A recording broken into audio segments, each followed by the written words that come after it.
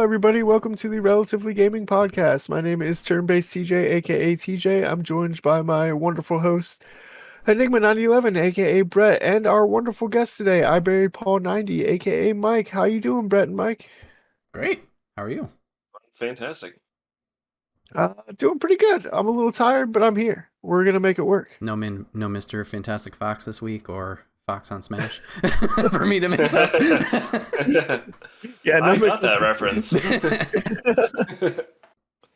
Oh, no, I think this week we're just going to jump right into the news, and I'm feeling a little light on news, so I will throw it over to you, Bret. What do you have in gaming news this week? Well, do you want positive news or do you want negative news? Because I do I always want the negative first. Give me the negative. Oof. Okay. Let's start with Krafton, the group behind PUBG, Hi-Fi Rush, and some other titles. They have decided that they're going AI focused. I think it's 69 million they're going to be investing in that. So a lot of AI driven work from there. So that's something. When you say AI driven, do you mean like games where like it has like I've seen those AI speech games? Is it kind of like those? I don't know exactly like if it's going to be speech focused, but yes, it is going to be using AI a lot more in development for their projects. So yeah, bit icky. I mean. Obviously, programming, you get a little things here and there. The AI is going to help out with the process, which I think is fine. But once we start eliminating more and more jobs, as the game industry's already been taking a hit these past 2 years, it's like, it's not great. So, I don't know. Bad stuff there. Sticking on the negative train, because that's always fun. TwitchCon done fucked up. I don't know who Emiru is. Apparently she's a big streamer, but there was a big incident at TwitchCon where some guy just walked up through the meet and greet lines, went up, grabbed her, attempted to kiss her, and security was a little lackadaisical. Got to her late, but got that guy out of there, and TwitchCon just apparently continues to go downhill in terms of, I don't know, protecting the creators that are there. So that's fun. Yeah, there was a lot of creators, such as like Pokemon and stuff, who didn't even go to TwitchCon this year because they expressed security concerns. So it's kind of disheartening to see that their concerns were validated. Yeah, it sounds like they're onto something. Yeah, they had a good reason. Yeah, I've only gone to one TwitchCon. I think it was 2018, and like, not that I'm in that realm, obviously, but it seemed like it was a good time. I enjoyed it, but I can see where the disorganization even was there. Like, I attempted to go to a meet and greet for Maximilian Dude and Yo Video Games, and like the lines were crazy, but like even that, it was like, okay, stand here and you'll get in. And I was there, I don't know, early, but a lot of people were. So that line kept forming, and then the meet and greet started, and they're like, "Why are you guys here?" I'm like, "We were told to stand here for the meet and greet." So I don't know. I don't know what's going on with Twitch. I know there's been a lot of the growing concerns with streamers in terms of like how the advertisements are, the growth rate, and like, can you even be seen as a smaller creator? So to see that it's also hitting the upper creators, and obviously in a real life environment, that's just sucky. So hopefully they can get their shit together. I think Emmy is going to be pressing charges, which good for her. She definitely should be. And hopefully they can get this squared away that people feel more protected, because yeah, that's insane. So You got a lot of parasocial people that show up to those kind of things. Right, exactly. Yeah, they have to understand that Twitch is like a different medium. Like, people get attached to the creators in a completely different way than like television actors and things like that. Yeah, even that, but you do feel more connected to people because it's, you're interacting with them. So yeah, like you said, parasocial. It's like, oh yeah, they're actually my friend. Well, no, yeah. You got to keep that divide. So it's tough. I get it. On more positive note, all right, TJ, you mentioned a game a few weeks ago, Avatar: Frontiers of Pandora. They are getting a third-person mode coming up. I don't know an exact release date of that, but I thought that was pretty neat that they had DLC for it recently. I don't know. They're still working on it, so to add that They did. They're actually having DLC for the Fire and Blood Oh, okay. New movie coming out, and the third person mode looks very intriguing because that game is beautiful. So I would Mm-hmm. like to see it in third person for sure, especially because you can like customize your character a whole lot. So it'd be Oh, neat. interesting to actually see your character customized like out in the open. And of course, by customize your character, I also mean you can pay for ludicrously expensive skins Sure. that they have in the game. But barring that awful thing, it would be cool to see your character. Mm-hmm. Mm-hmm. Yeah, that was what was holding me off from playing it was the first person. Oh, okay. So Nice. Yeah, it's on the backlog, but cool. And then I got two quick ones. Release dates. One I shouted out, I don't know, a while ago for something I was looking forward to, but Mouse PI got its release date announced for March 19th of next year. So excited for that release. And then, as well as Marvel's Cosmic Invasion has dropped a release date of December 1st, with new characters being Woo. Iron Man and Phoenix. These are locking down the 15 launch roster. A little sad. I thought there was a little empty space on the sheet at the end, or like the cover splash page. I'm like, oh, they're going to fit somebody right there and right there. And then they said it was launch. I was like, all right, fine. But December 1st, right around the corner.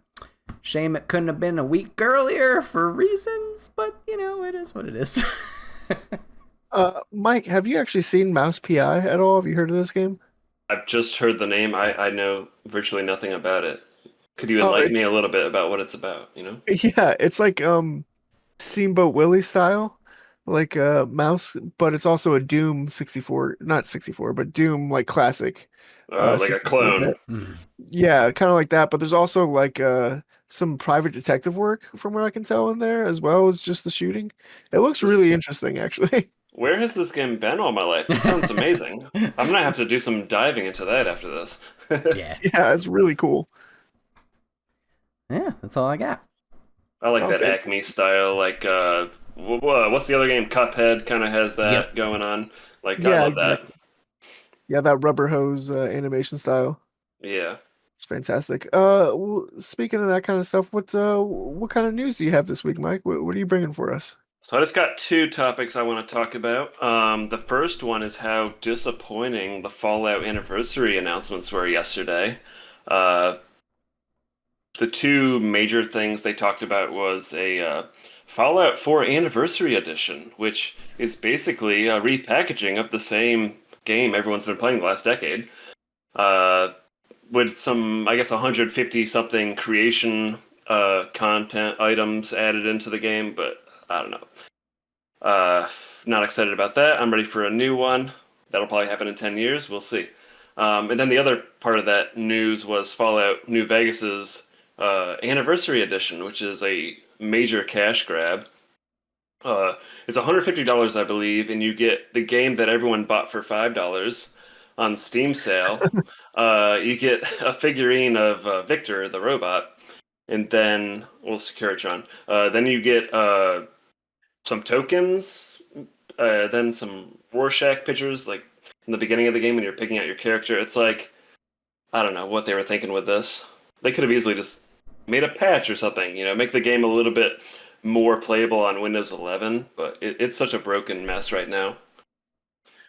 Oh my gosh, I didn't even know they had an updated version of New Vegas, or it's not even an updated version, but just like a repackaged version of New Vegas like that. I thought you would think they would at least like try and update it or something, or update the graphics. That would be cool. I would pay for an updated graphical version of New Vegas, but I mean, they could not use this. the fan mods that have been done over the last 15 years. Like, there's so many good ones out there. Get them involved in it. But I just it's very upsetting seeing probably my favorite franchise ever just being mistreated, mismanaged by Bethesda. I would love for Obsidian to get another crack at it, or even Larian Studios doing like a isometric one. That would be my dream, but it probably would never happen. Oh my gosh, a Um, Baldur's Gate style Fallout game would yes, go so hard. exactly. Turn-based, yes. And the other piece of, unless you guys have anything else to talk about that, I want to move on to the breaking news for today. Were the first two No, no, I'm Uh, thinking. Fallouts turn based? They were different. I don't yeah, remember. so they were isometric, turn-based RPGs. Okay. And honestly, those games have gotten more love lately. than 3 in New Vegas. Okay. GOG has done a really incredible job of updating those games regularly to make them playable on Windows 11. And you see a lot of fan patches too, like Asphalt patches come out like I feel like quarterly, and they're just that game is like 2 is especially like designed to break. Memory leaks and all that kind of stuff, but they've done such a remarkable job. I can beat the game without it crashing now, so Nice. that's huge headway. Very cool. Yeah. Let's see. So yeah, the next piece of news I wanted to talk about was the announcement for Halo is getting yet another remaster. Although I believe this one might be a remake because they're adding new content. I believe there's like new missions that are like, I don't know. I kind of skimmed this before I hopped on here. It was pretty sudden for me. But the coolest part of that, I thought, was that it's coming to PlayStation. So, yeah, suck it! PlayStation won the console war. No, I'm just kidding. We don't care.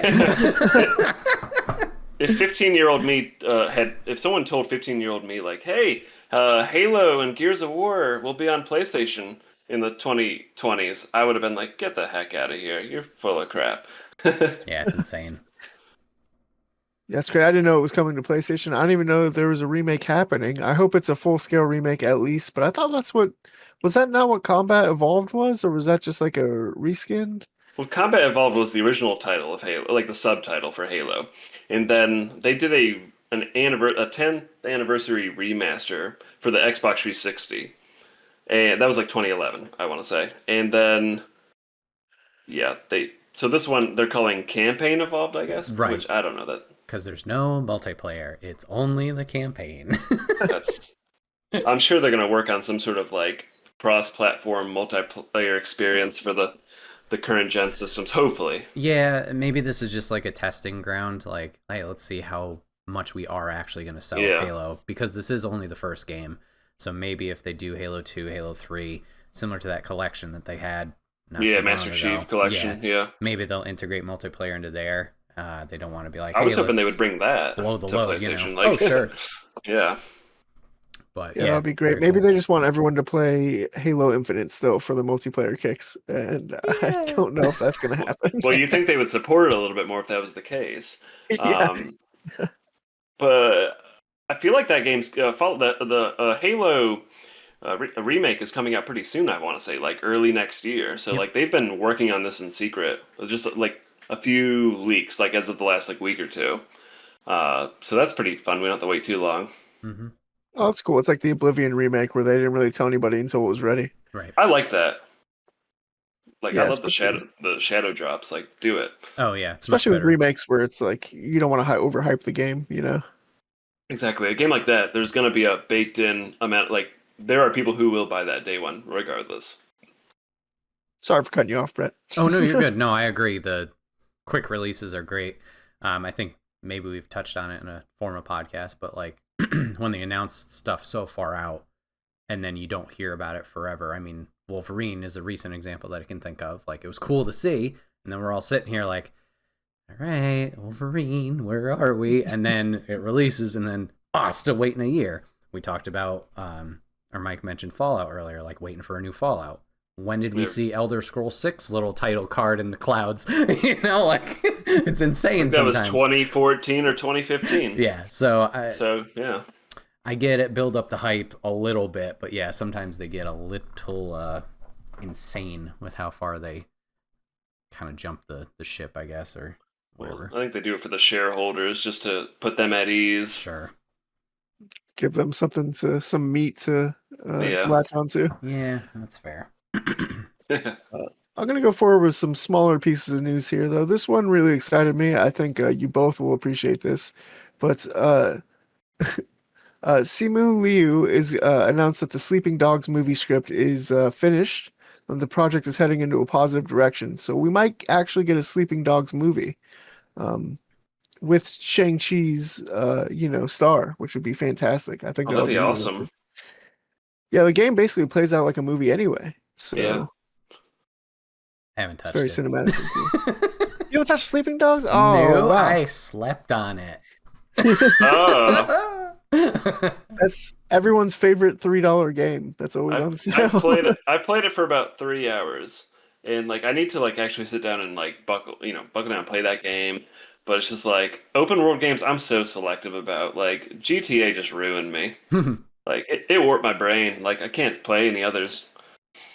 Yeah, I don't know if Sleeping Dogs holds up today. I just know I played it when it like came out. Or probably I probably played it like 3 or 4 years after it came out, and it was just so good.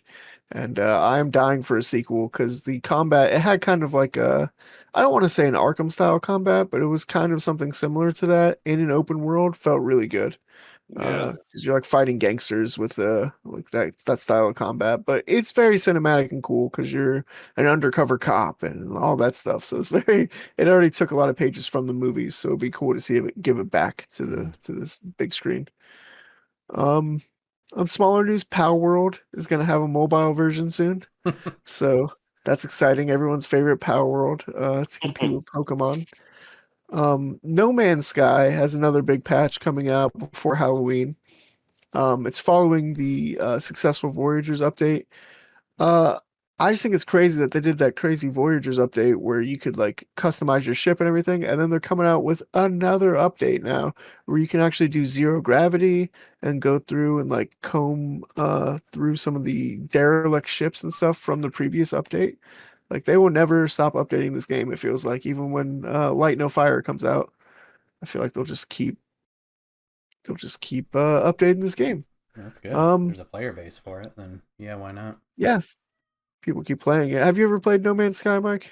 Yeah, I played it for a little bit a couple years ago. I really appreciated how much work was put into that game because when it dropped, it was a failure. And honestly, it was that game that gave me hope that Cyberpunk would turn itself around. Because like, if No Man's Sky could do that, I think any game developer could do that. Maybe Yeah, Starfield's next. Who knows? they did add vehicle to Starfield since the last time I played. I Yeah, just haven't. I haven't checked. There's no reason for me to go check it out yet. So we'll see. Maybe one day that game will be great. Maybe they'll actually add a story into the game. That would be yeah. interesting. Maybe get Um, rid of load screens. yeah, maybe that. Well, let's not get too crazy here. And then my last piece of news is just that Pokemon ZA came out and it sold 5.8 million copies in its first week across digital and physical, Switch 1 and Switch 2. Um, for comparison, Borderlands 4 sold 2 million copies in its first week. So almost triple Borderlands 4's numbers. Kind of crazy. It sold quite a few copies. Um, and that's pretty much it. That's all I got for news. So now we'll go into my favorite segment of the show. What are you playing? Let's start off with you again, Brett. What have you been playing? Sure. So I got two things I'm going to shout out. I'll first apologize. My Ghost of Yote progress has gone nowhere. Uh, jumped in a little bit. I did some like side stuff. I found a wolf that I helped out and found out like, oh, I have some wolf abilities I can upgrade. Um, and then ran into a weird bug. I ran into some jabronis just wandering the fields, and I was like, yeah, I'll kick your ass, whatever. And defeated them. There was one guy left. He was an archer, so I was like, all right, gotta close the gap. And I go up and I'm breaking his armor left, right, and center. And this man was invulnerable. I was like, no, just die. So I had to restart for whatever reason, but that was a weird bug. But on a more serious note, we talked about Ball Pit last week for Steam Next Fest. And yeah, I am loving Ball Pit. I'm doing much better than I did on stream. I played 3 rounds last night, and I've already defeated the first dungeon area and the main boss there. But I'm having a great time. Auto fire was something I did not turn on when I was doing the Steam Next Fest demo. That has been killer and has been a lifesaver to have auto fire on. So that's helped with the progress, bouncing the balls off the sides of the wall to get more ricochets, I guess you could say, has been big. And it's been interesting just seeing the depth that they have of like the different balls that you can get. Some do bleed damage, some do fire, some do gust, some heal you, whatever. And then the passive abilities you can get for the roguelike dungeons that you're diving into. I played a little bit more before we started the podcast today. I've unlocked 2 more characters. So similar to There's different characters. There are different characters, yeah, and each have different Okay. little buffs and whatnot, and modifiers. So similar to like games like Brotato and Rogue Legacy, where the characters are kind of different. If you clear a stage with one character, you get a resource, but then if you replay that level with them, you're not really getting anything to progress. You can kind of still get XP for that character to make them stronger over time, but if you want to keep going with the main story and like go that way in progression, you got to clear it with different characters. So I'm working on the second character right now.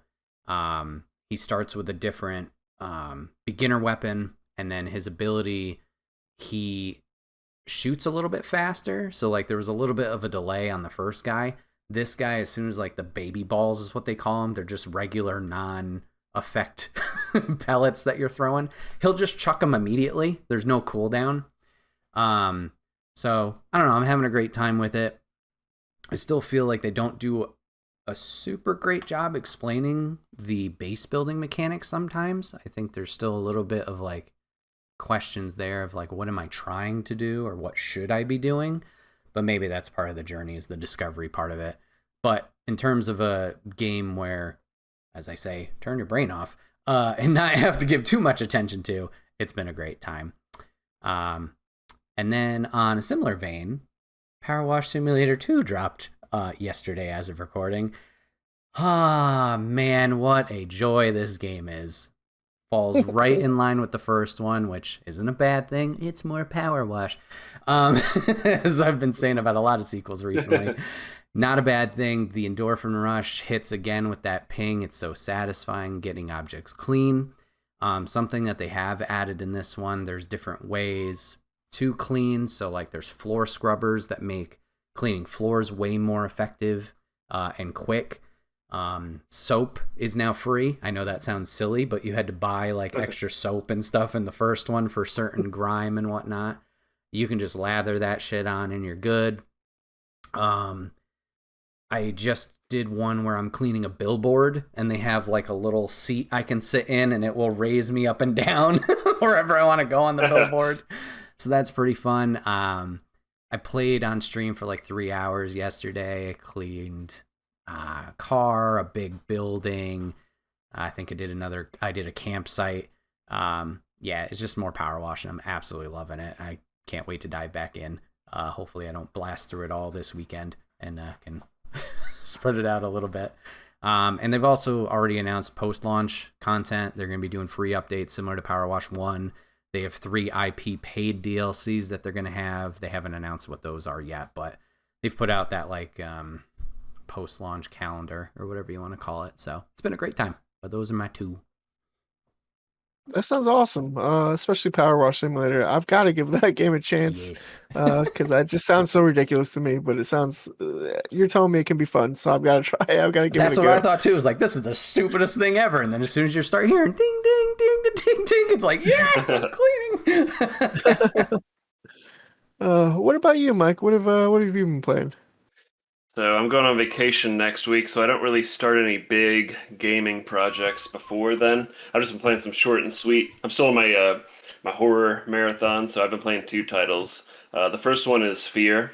I've been playing that on GOG, and I love that era, that mid 2000s first person shooter. They always have some sort of gimmick, like dilating time or whatever, and it's just like the AI in that game is so ahead of its time. Like enemies are like vaulting over windows and like just finding cover.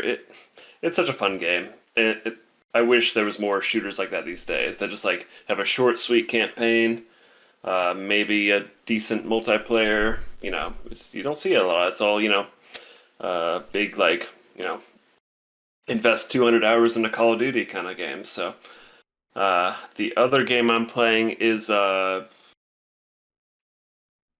Visage, which I have tried beating this game probably 4 different times. It is easily the scariest game I've ever played. You're in this house, and it's just like really oppressive environment. You're just wandering hallways trying to find keys, and like you have all these like chapters that you can activate, and it basically like reconfigures the house. Certain doors are like chained off, you can't get through those, but like certain sort of weird phenomenon occur once you begin these things, and the storytelling's really subtle. It's told through like tape, like cassette tapes, and all sorts of cool stuff like that. Uh, it's definitely like PT, like the teaser demo for Silent Hills that Kojima was gonna make. It's like that game fully realized, like that same kind of terror. I was like, is there someone in that hallway right around the corner or something like that? So I've been enjoying those two games a lot. That sounds awesome. Yeah, especially you were telling me about Visage off the podcast, and I kind of really wanted to try it out because you said you had to like really map out the area and write some stuff down. Yeah, so there's no like in-game map or like in the inventory is so bare bones. So like what I've been doing is using a legal pad to basically like sketch out the house. It's almost like House of Leaves, the book, where it's like this house just it seems to like change in subtle ways. So you're like just charting it out each time you go around and marking where certain doors are locked. Kind of like the first Resident Evil, where it's like, oh, you got to come back later with this key. And then interactive objects like what might I need those for? I write them down. Any sort of clues I might need. I love games that are like immersive in the real life. Like that's fun. Interesting. Mike, have you heard of a game called Blueprints? Yes. Okay, highly recommend that. That is Yes. similar vibes with like you need a notepad, no spooks, but I think that would Yeah, I was just tick playing the that a box. couple months Oh, ago cool, actually. perfect. I had a blast. I love those kind of I guess you'd call it like a roguelike Sure. in a way. I or like a time loop game. I love that kind of stuff. Like I had fun with that game. That game requires a lot of note taking, Oh and yeah. I just it goes beyond my comprehension. I put in about 15 hours, and I'm like, I feel like I'm getting nowhere, Gotcha. but I still kept doing it. Hmm. So I applaud the game for that, having that kind of ability to entice me. Yeah. Well, with Visage, you said the magic words House of Leaves, so I'm immediately intrigued, and I'm trying very hard right now not to ask you about House of Leaves and how you feel about it. So we'll move on Is it to relative? You can ask. It's your podcast. sure. Did you read House of Leaves? Do you enjoy that book? I love that book. I read Oh, it it's 10 years ago. Uh, it was like I've never read a book like that. So no, never before or since, and I find it was scary because I found my mind returning to the Davidson house, just like he kept going back to the house. yeah, And I was like, no. But yeah, great book. Brett, if you're ever in the mood for a scary book, that book really unsettled me. But it's also Sure. one of the hardest books I've ever read. So yeah. You're like just turning the pages, and it's like oh, I have to read this upside down, and then like okay, Huh. yeah, it's definitely formatted crazily. Um, I've not been playing anything scary, even though we're in the month of October. I've been playing still just on my Switch only gaming shit, and I've been playing Civilization 6. Um, just trying to get back into that to understand it. Civilization always makes me feel like not very intelligent when I'm playing it because it's like so complicated, the tech trees and stuff, and I'm like trying to figure it out. So I'm still playing as Trajan, the Roman emperor, because he's very easy to play as because you get legions early on, and you get roads and stuff. But it's definitely been like a second screen kind of gaming experience for me trying to play through Civilization. Um, I did get to the point where I got nuclear weapons and giant robots, so that's always fun. But I think I was playing on an easier difficulty, so I've got to up that difficulty Hmm. to normal and see if I can actually play a normal run through and not get my ass kicked before I get my hands on nukes. Because rule number one in nation building, in civilization, and in life, always get some nukes. Get your hands on Yeah. nukes. Oh man. But okay, we'll go on to now my second favorite topic, which is our segment, which is called "And Then We Learn." And now we're gonna learn stuff, and we share some stuff together. So, uh, our guest today, Michael, has been gracious enough to bring some horror stuff. So, just want to ask you, Mike, how's it going in the world of horror? What's going on? Well, we're in the midst of like the second golden age of horror gaming. Like we have so many good horror games coming out right now. Like I mean, Silent Hill has come back to life. Resident Evil has had just like hit after hit since 7. Just like incredible. Like it's such a good time to be a horror fan in gaming. Yeah, absolutely. Now I know it's like the second golden age because it's like come back, like the horror games, because before Resident Evil 7 and stuff, like there was a period of time where it was like quote unquote dead. Yeah. What do you think killed the horror gaming and the survival horror genre in like the 2010s? Like, what do you think was the issue Oh, there? well, it's before then. Resident Evil 4 killed horror gaming because it was so good and so action-packed that it kind of corrected the entire genre in that direction. Like a Silent Hill. You had Silent Hill 4 a year, like I want to say a year prior to Resident Evil 4, and that was like the last that series really had like, the old school, you know, not action-focused gameplay.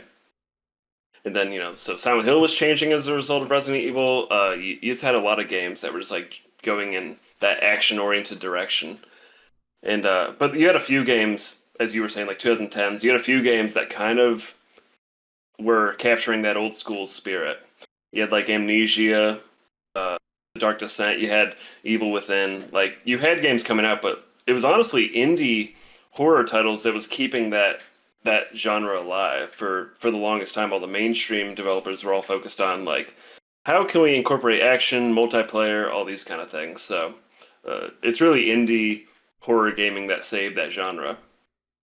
Yeah, I remember that era very fondly with people like Markiplier and stuff going through and digging through all the indie horror games on YouTube and Yeah, stuff like Five that. Nights It at was Freddy's. pretty It's cool. like that Yeah, was such a main like it became such a mainstream indie title, and it's like that aided in the return. absolutely. Now I've heard you mention Resident Evil and Silent Hill, which are two of the biggest franchises, and both are flourishing at the moment. But hotly debated, what's your favorite one, Mike? What's your favorite of the franchises? Wait, but Resident Evil versus Silent Hill? Yeah. That's like asking a mother to choose her favorite child. Um, I'm gonna go with Resident Evil because I've been playing it about probably 5 to 7 years longer, and I think they just have more consistently good titles. There was a stretch of Silent Hill games that were atrocious. Um, so yeah, I'm going Resident Evil. Yeah, that's fair. I feel like I like Resident Evil more as well, but only because my experience with Silent Hill is a little bit more limited. I know Brett, you would probably choose Resident Evil as well. Yeah, I have no experience with Silent Hill. I will say, like, I mean, not that I'm gonna push over Resident Evil and be like, oh, I can handle these no problem. No, I'm still panicking every step of the way. Uh, But seeing trailers for her Silent Hill 2 remake and then Silent Hill F's trailers, I was like, shit, nope, no way. Can't handle that. So, yeah, just because Ari's where I've played, that would be my vote too. But I can see where the spooks are coming from the Silent Hill side of things. it's just different, different kind of horror. So Sure. choose your poison. Yeah, Silent Hill kind of dips into the weirder cosmic-y side of horror at times. Yeah, I definitely don't know. psychological focused, um, character Yeah. driven kind of stories. Gotcha.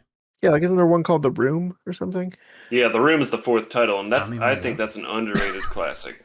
It's The Time Wiseau film, but Jesus. a which cool is concept. scary. Yeah, Silent Hill 4: The Room is actually a really cool concept because you're actually not in Silent Hill for most of the game.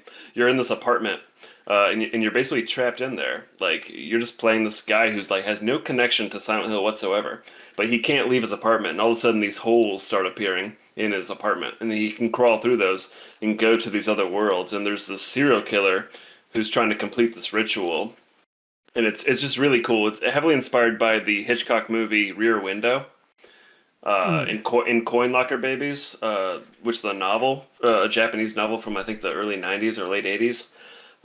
It's such a unique Silent Hill game. I highly recommend it. That sounds really good. What's your favorites in each of the franchises? Okay, so my favorite Resident Evil is OG Resident Evil 2. I played every Resident Evil title, uh, and I would say the OG 2 is still my favorite because my first one.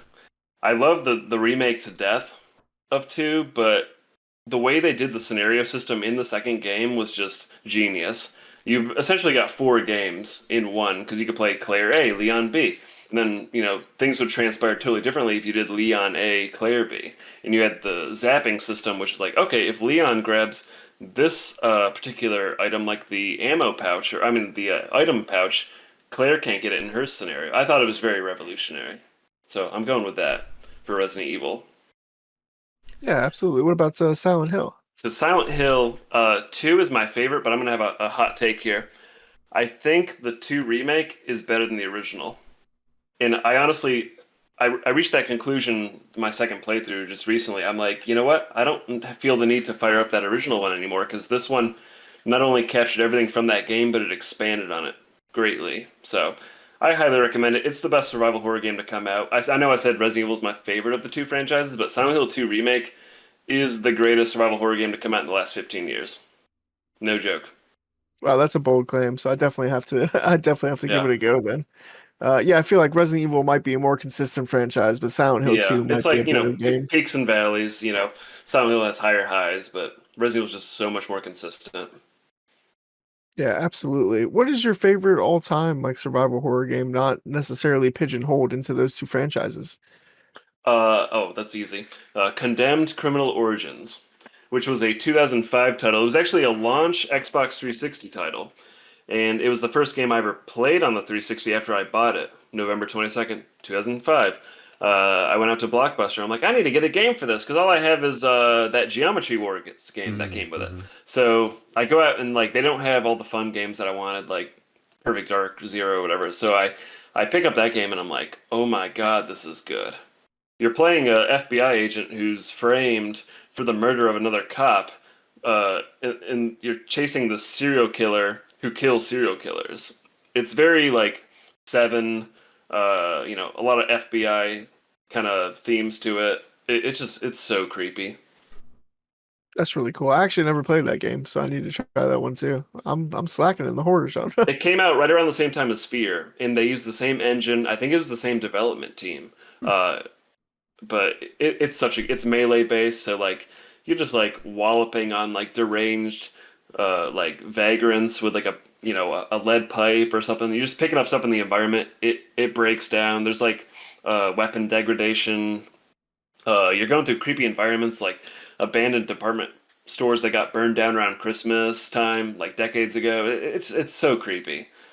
A lot of jump scares too. Like, whew, take your That heart is meds. creepy. I do love a lot of Christmas themes in horror. That's always a big. I'm a big fan of that. So that's cool to hear that they have an Yeah, abandoned Christmas store. yeah, it's creepy.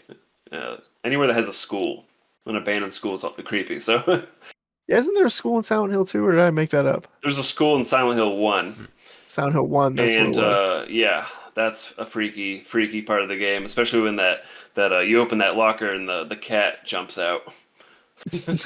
Oh, very Alien 1-esque. Yeah, exactly. What about you, Brett? Do you have a favorite horror game or survival horror game in general? It's a good I know you're kind of question. recent to the spooks, but Yeah, I mean, RE7 will have a special place in my heart. I mean, that's where I entered Resident Evil as a franchise of like, I'm going to play this. And then watching, I already shouted him out earlier, but Maximilian dude play through it and all the excitement they had with like the first demo and like trying to figure out all these mysteries and whatnot. So that holds a special place in my heart just for the excitement around it. Man, that's a good question because yeah, I don't feel like my experience goes as far as Mike was talking. I was thinking of like trying to think of like what other games they have elements of survival horror, but they're not as intense. Like a Last of Us, like I really enjoyed Last of Us Part 2. And then I'm trying. Of course, I forgot the other one I had in my head. I would totally consider Last of Us and Last of Us 2 survival horror. Oh, Like sure. just the scarcity, like, and those games are terrifying. They're in my top, echelon of like horror games. Sure. Yeah, I was just like, in terms of like the Silent Hill Resident Evil, we're talking like, yeah, it's still spooky, but I wouldn't put it, at least in my head, like this is as terrifying as that. But yes, I definitely agree, it fits there. Did you ever play Alan Wake? Alan Wake 1 or 2? No, I did not. I watched a buddy of mine stream a decent amount of Alan Wake 2, and that seemed cool. And then that's recently been on PlayStation Plus Extra as a free title, so I Yeah. did redeem that and add it to my library. So The first or the second one? the second one. Okay, cool. Yeah. So I might give that a try. Um, Yeah, I'll say RE7. Just like I said, just because that kind of pushed me over That's the a edge. top 3 for me in the franchise, so I think that's an absolutely great answer. Like 7 reignited my passion for the series, so I love that game. Yeah, it's one of the best Resident Evil games. It's the I'm like, scariest. I've said it multiple times before, but I'll say it again. It's one of the only games I had to put down because my anxiety was too much with Jack chasing you. Yeah, Jack just busting through that wall. It's like, okay, I'm leaving. Yeah. I was like, I gotta take this down. I don't know how people play it in VR. I think that's absolutely batshit. TJ, did I tell you about my experience in VR? No. Oh God. So I had it for an extra life tier. I was like, if we raise this much money, I'll play through it in VR. And it was my second playthrough. I was like, I already know where everything is. I'll be expecting of it, whatever. Oh, it's a whole different animal, man, in there. Yeah, I was sweating my balls off. I made it past Jack. I got to that second area with Marjorie. And the residence area, yeah. And there's an area, I think it's possibly a flashback where it's a tape, and you're in like this basement or this crawl space, and you go. There's a shutter ahead of you that closes, and then the lights go out. And after that, Marjorie shows up, and I'm like, okay, I know she's going to show up, whatever. I'm freaking out. I'm like, all right, I'm just going to close my eyes. Not going to be a big deal. I'll hear her, and we'll be, woo, okay, we're safe. Close. I'm waiting. I open my eyes. That's right when she popped up, and she's like right there. I'm like, nope, okay, I can't go any farther. I'm done. Everyone talks about Jack, but she's the scariest part of that game. She's hideous. Like, she's got like a spider vagina kind of thing going on. It's terrifying. Yeah. Oh my God, she makes my skin crawl. Yeah. Yuck. My favorite horror game might be a little controversial. I wanted to say Resident Evil 2 remake, because I think I was a little too young when the original Resident Evil 2 came out, so I didn't really complete it very well. But the remake, I was really fully able to invest in and like actually finish the game and not get lost in the sewer section. But I think my favorite survival horror game is Dead Space. I don't know if that counts. It's more of like an action horror. It totally does. Yeah, it's like Resident Evil 4 basically, like cloned, but I love The Thing. So John Carpenter's The Thing. So like the fact that it was basically The Thing and Alien put together, I just became obsessed with that first game for a long time. Did you guys play Alien Isolation? Oh yes, that game is terrifying. Yeah, I've watched that. I'm like, nope. I like any game with a stalker AI. Sure. Like that's why I like Resident Evil 7 and 2 Remake so much, because it's like I love being just harassed endlessly by the same enemy. That game, I've never beaten Isolation. My biggest gripe with that game is it's just too long. Sure. I put 15 hours into it and I'm still not done with it. And I'm like, okay, make it 7 hours. It'd be gold. Yeah, similarly, I played like 2 hours, so not 7, not 15, but yeah, I got too scared, I got too spooked out to keep playing. It was too intense. It was very anxiety inducing. You said you never played it, Brett. You just kind of watched it. No, I watched it, and then I've watched a bunch of people like talking about it. It intrigues me in terms of like a technical standpoint, with the alien having the two brains programmed wise. Like one Ori always knows where you are, and then the second brain is slowly getting clues from the the other brain. I'm like, oh, that's insane. And then obviously you see it with when the alien does pop up, just how it tracks the room and like looks around for you. And yeah. And you may think you're safe like under a table or something, and then it's like, nope, surprise. Yeah. Surprise, motherfucker.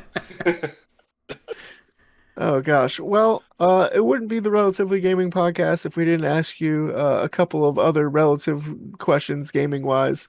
These are just some of my favorite ones that I keep asking. I already know the answer to this one because I asked it to you off podcast, Mike, but I'm going to ask you again anyway.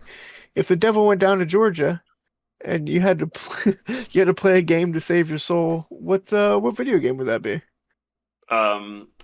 Probably GoldenEye 007. I know that game by heart, so yeah, probably that. Or Resident Evil 2. I can do that in under 2 hours. So, Jesus. Yeah, either of those two. Yeah. In GoldenEye, would you do multiplayer against the devil, or would you compete with the single player? No, I'm not. No, I would do 00 Agent speed runs. Okay, very cool. Also, what is your most fondest gaming memory? Oh, it's tough. You know what? This is gonna get a little sentimental, but Sure. some of my fondest memories of gaming, especially when we were in our 20s, was just like going to GameStop back in the day for midnight releases, just waiting in line, talking to all sorts of weirdos, just smelling all the BO and all that stuff. And then you finally get in line and then you get that copy of the game you've been waiting half a year for. Like, those are good memories. I know it's not like gaming specifically, but No, that counts. I remember waiting outside for Borderlands 2 with you. That yeah, was yeah, a yeah. good experience. I stayed up to like 2 playing that game. I was just like, it was great. Yeah, fantastic. I think we also did Fallout 4 together at some Yeah, point. Fallout 4. Let's see. I've been to a few like Max Payne 3 and Red Dead Redemption 2. Like, I Wow. miss doing those. I wish they still had that kind of.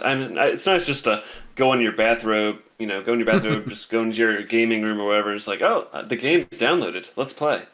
But Yeah, I miss that social aspect of it. for sure. I Yeah, miss definitely. Blockbusters too. So Yeah, it's all the old stuff for sure. The physical media, which Brett is holding on to, but Yeah, I've the grip has lessened, loosened. That's the word. But yeah, with that's a whole separate topic. But like all these streaming services, the price is going up. I'm like, nah, shit. Maybe I should start grabbing some more things. yeah, I'm very glad I hold on to my retro games. Like, I'm not getting rid of those. yeah, you definitely want to hold on to those. And then my final question for you is just, what is the first video game you ever played? Or you ever remember playing?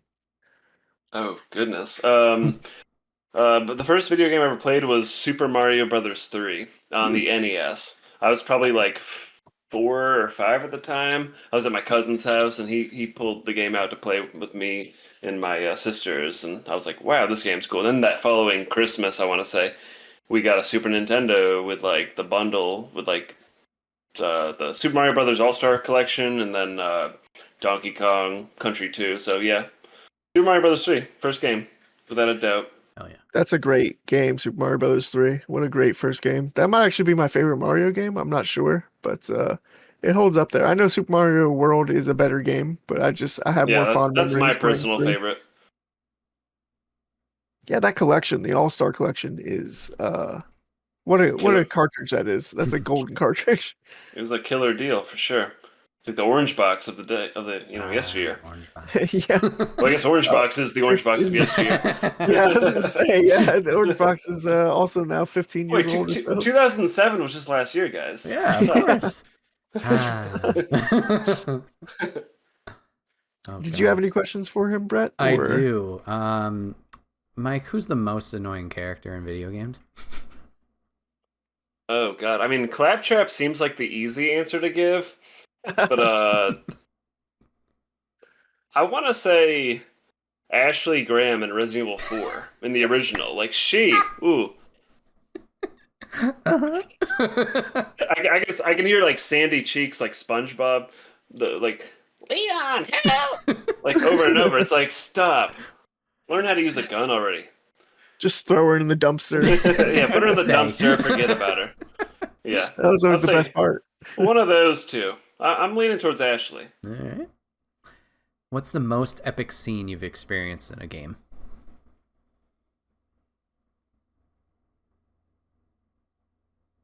Trying to think of, like games. Actually, I'm. This is the first thing that came to mind. I'm gonna mention this.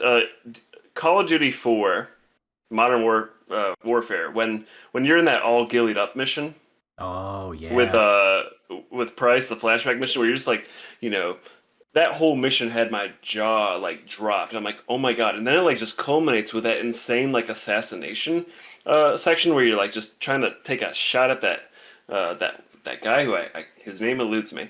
But and then you're just like fleeing and it's like a helicopter almost clips I'm like, that was easily one of the coolest things I've ever seen in video games. Like, that's why Call of Duty has the reputation it does for like great single player campaigns, even though they haven't really delivered on that a whole lot as of the last 20 years. Like that game, oh man.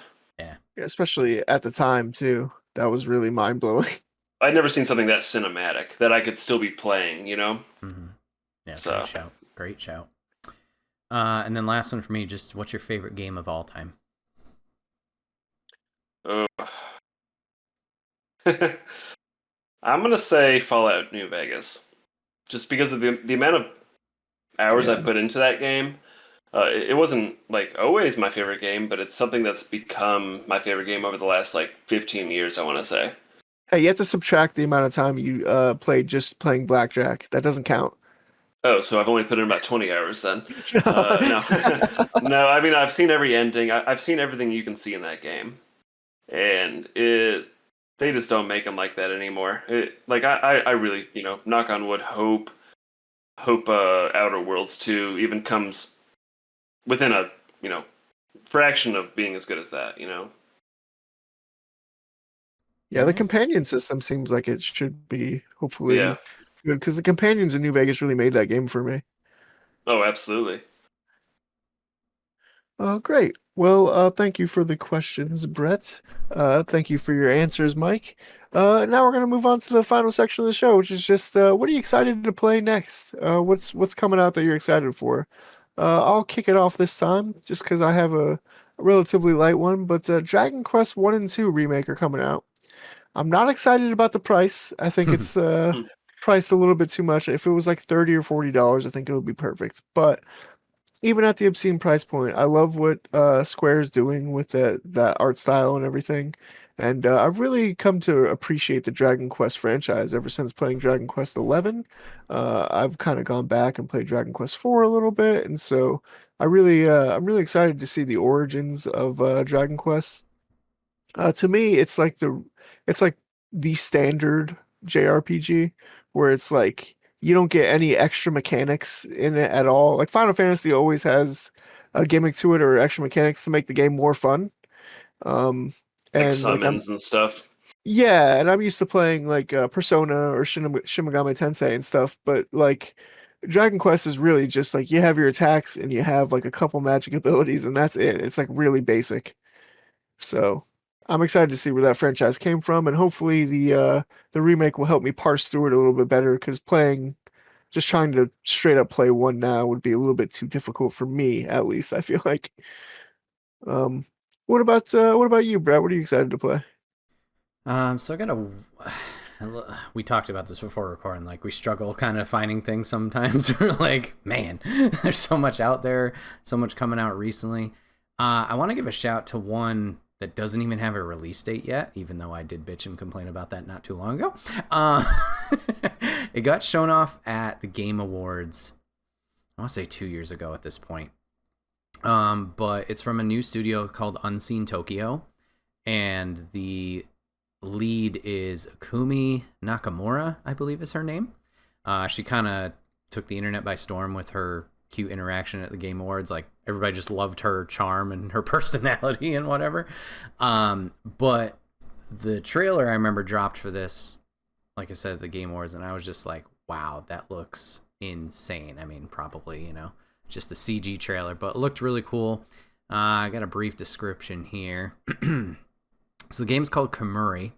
Kemuri summons you into a realm where the unpredictable meets the extraordinary in an urban jungle where mysterious creatures, yokai, hide amongst the population.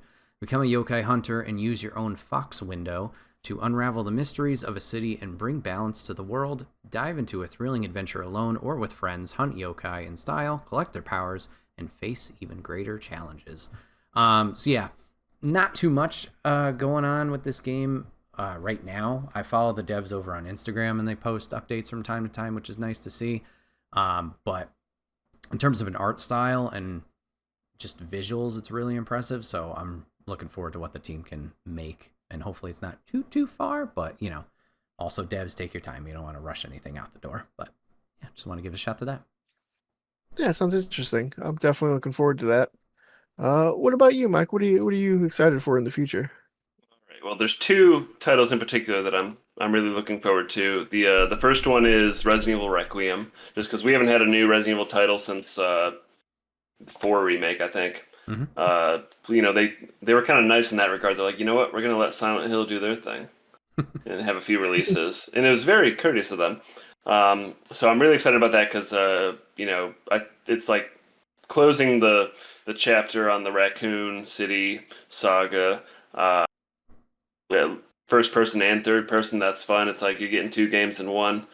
Yeah, really excited about that, and it comes out pretty soon. I think like February. Yep. So that'll be nice. And then the other game I'm excited for is the 007 title. That is kind of a prequel game. First Light, is that what it's called? First Light, yep, Hmm. 007 First Light, and you're playing as a much younger Bond who's like fresh out of the academy, MI6 training, all that, and it's by the people who made Hitman, so IO, I believe. Yep. Yeah, that's gonna be fun having like a. I used to like the third person James Bond games as much as I'm a huge fan of GoldenEye, World's Not Enough, Nightfire, all that. I do. I love Everything or Nothing and From Russia with Love. So it'll be fun to have a new third person James Bond game. So yeah, those will both be hopefully really good titles. Yeah, sounds really good. Do you have like a release window for the James Bond game, or is it just kind of amorphous at the moment? I feel like it's gonna be in the first half of the year. Let me look it up real Yeah, quick. I want to say next year as well. I don't remember. They had that like March. deep dive. Oh, it is March. Shit. March. Okay, So that's awesome. literally a month after Resident Evil Requiem. So yeah, that'll be nice. Yeah, I'd be eating good in early spring for sure. Yeah, right before the summer drought. Yeah. Oh, well, thank you both so much. Thank you to our guest, Mike, for coming on. Really appreciate you. Yeah. Thank you to our awesome host, Enigma, as always, Well, thanks. my co-host, Thank you. and Brett, I should say, instead of Enigma. Anyway, It's there. They see it right there. yeah. Yeah, thank you for listening to the Relatively Gaming Podcast. Hope you have a wonderful rest of your day. Bye.